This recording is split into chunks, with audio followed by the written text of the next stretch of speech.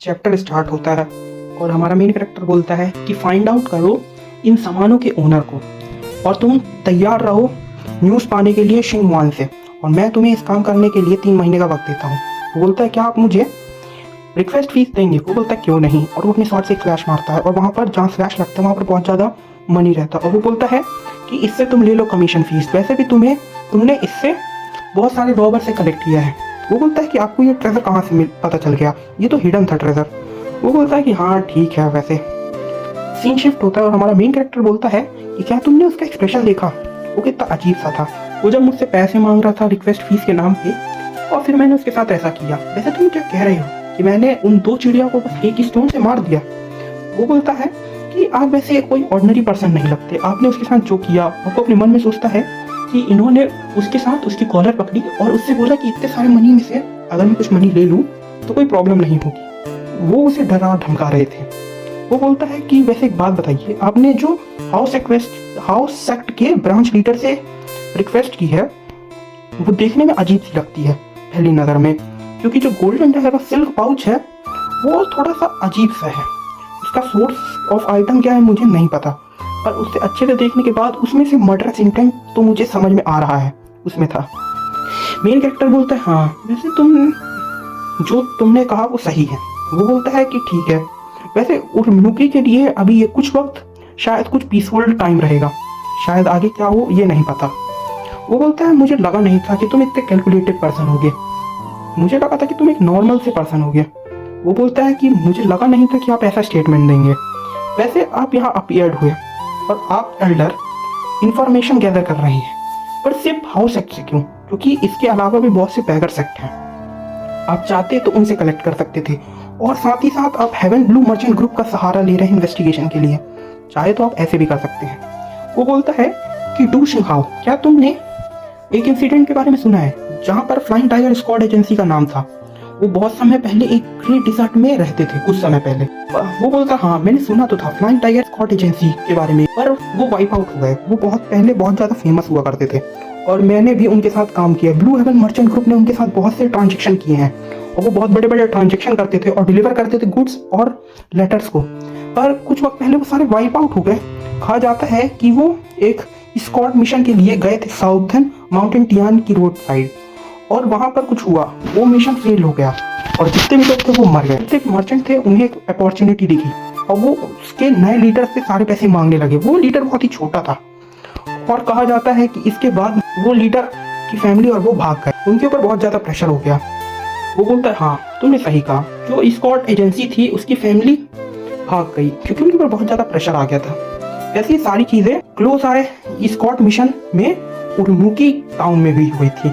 वो मोबिलाइज हो गए थे बैंडेड ग्रुप के द्वारा और उन्हें उनके सारे सामान को चोरी कर लिया गया था, रॉब कर लिया गया था। आफ्टर कुछ वक्त बाद हमें पता चला कि वो सारे लोग मर गए। वैसे मैं तुम्हें ज़्यादा डिटेल्स तो नहीं बता सकता, पर तुम्हें ये समझ जाना चाहिए कि जितना भी ट्रस्ट था वो उन्होंने फ्लाइंग टाइगर स्क्वाड ग्रुप ने बहुत ज़्यादा इन्फ्लुएंस कर दिया था युआन नान को, और वो कम्प्लीटली फॉल हो गए युआंग सांग के हाथों। वो बोलता है अरे वो पर्सन वो डेथ को डिजर्व करता है। वैसे एक बात बताओ एल्डर, क्या आपको ये सारी बातें कैसे पता चली? वो पैसे फेंकते हुए बोलता है इस पैसे को रखो। वो बोलता है आप मेरे ऊपर पैसे फेंक के कहाँ जा रहे हैं? वो बोलते हैं चलने का वक्त हो गया। वो बोलता है 1 मिनट, क्या जो हाउस सेक्ट था वो बस एक डिकॉय था आपके लिए? हाउस सेक्ट एक इनक्रेडिबली मर्डरस इंटेंट वाले पर्सन को ढूंढ रहा है, ये पक्का उनके लिए बहुत ही बुरा है, और यही टाइम है हेवन मर्चेंट ग्रुप का कि वो एक अपॉर्चुनिटी ढूंढे और राइज करे। एल्डर क्या आपने ये सब हमारे लिए किया? वो बोलते हैं कि अब तुम लोगों के खड़े होने का वक्त आ गया है। वैसे हाउस सेक्ट की प्लेस का बिगेस्ट सेक्ट भी है। वैसे क्या वो सारे लोग हमें फॉलो नहीं कर रहे होंगे?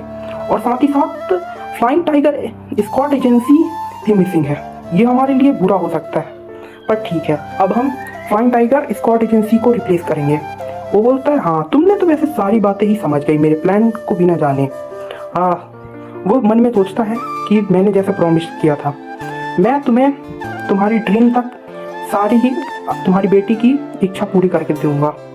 और वो बोलता है कि भले ही मेरी एज हो गई हो पर मैं सारी चीज़ें सुन पा रहा हूँ ऑफिस सीन शिफ्ट होता है और हमें दिखाया जाता है 14 डेज के बाद सुबह का वक्त, जहाँ पर एक पर्सन बोलता है कि सारे लोग तैयार हो जाओ इतने वक्त के रेस्ट के बाद।